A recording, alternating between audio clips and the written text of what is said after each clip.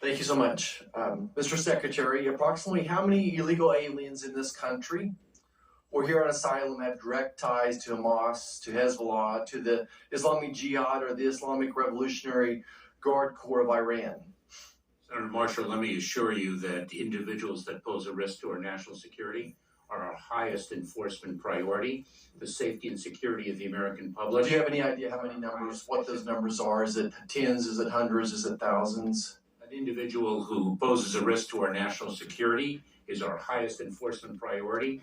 And if so you don't know the answer to the question? And if detention is indeed warranted by reason of the risk they present, then we indeed detain them. Do you have an answer for my question?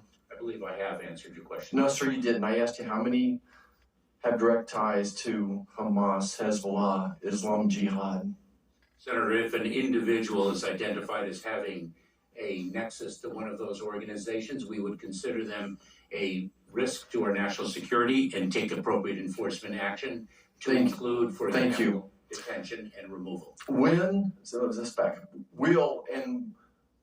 Will DHS and when will DHS disclose the countries of origin of people arrested by Border Patrol on the terrorist watch list? I'm sorry, can you repeat the question, Senator? No. Will DHS and when will DHS disclose the countries of origin of people arrested by Border Patrol on the terrorist watch list? If you are referring, Senator, to the terrorist screening data set, just to be precise, I would be pleased to speak with you in the appropriate context. This would not be it. How many gotaways did CBP record in fiscal year 2023?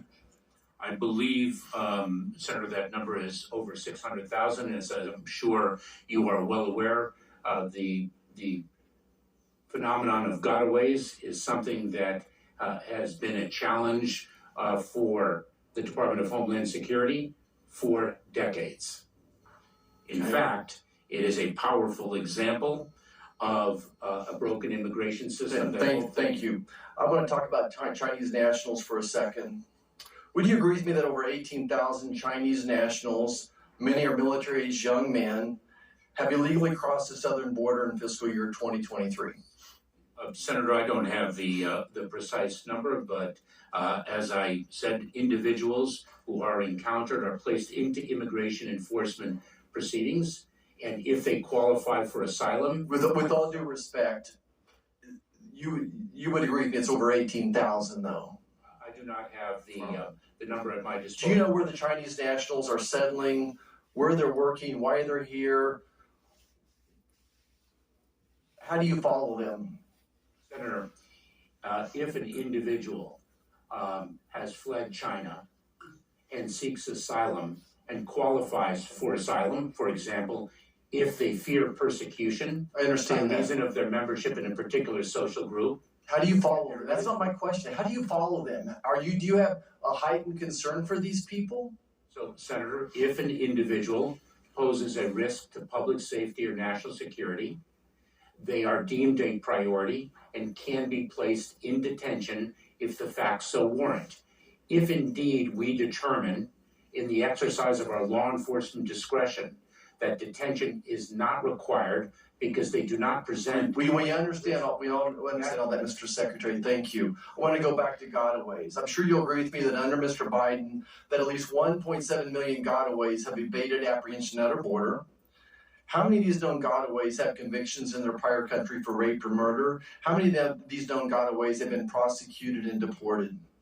3 points, Senator. Number one, as I articulated earlier in this hearing, we are seeing a number of displaced individuals throughout our hemisphere that is unprecedented. Number one. Number two, we are dealing with a broken immigration system. Number three. But you're not going to answer my question. Number three, if an individual... How many of these known gotaways have committed crimes in the United States since you were sworn in? Let me assure you that if an individual poses a risk to public safety, pursuant to the enforcement guidelines... But you have no ability to measure that? Pursuant to the enforcement guidelines that I promulgated on September 30th of 2021, the individual is... How many of these known gotaways are trafficking fentanyl? The individual is an enforcement priority. How many of these known gotaways are trafficking fentanyl? Senator, we well know that the trafficking of fentanyl is not specific to a nationality. Tragically, we have individuals from various countries of origin. We have American citizens trafficking in fentanyl. Fentanyl is a scourge that we must all work together to overcome. Okay, let's talk about the 169 individuals encountered on the terror watch list between the ports of entry in fiscal year 2023. How many were deported? How many are jailed? How many are still in the country? Senator, with respect to the individuals on the terrorist screening data set, I would be pleased to provide you with the numbers in the appropriate context. Of the over 75,000 special interest aliens who crossed our border illegally this fiscal year, what are their whereabouts? How are you tracking these people? We have a number of ways of tracking them, Senator. If in fact they present a national security or public safety threat, we very well may detain them. If we do not believe that detention is appropriate, we have alternatives to detention. It's known by its acronym ATD, and we have various levels of supervision depending on the enforcement profile that the individual presents. Okay.